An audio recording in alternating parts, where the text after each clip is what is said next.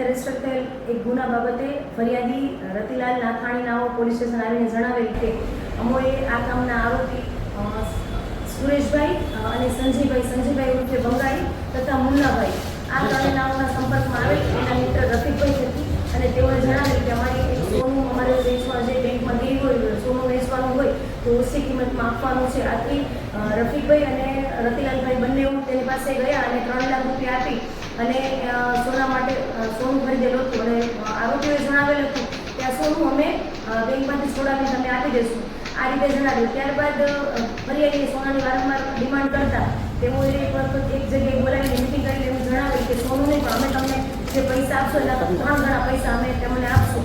આથી ફરિયાદીએ જણાવેલ કે કઈ રીતે તો ત્યારે એને થોડા દિવસ પછી જણાવશે ઓછળતા પરમ દિવસે એ લોકોને એક જગ્યાએ બોલાવી અને ડેમો આપેલો એક પ્રકારનો કે ભાઈ એક કરન્સી છે કોરા કાગળમાંથી તમે એક કરન્સી આપો છે અસલ કરન્સી એના ઉપરથી અમે 3 ગણી તમને નોટ બનાવી આપશું. આ રીતે ડેમો આપીને એને જણાવેલ કે જે તમારા પૈસા છે એના 3 ગણા પૈસા અમે તમને કરીને આપશું.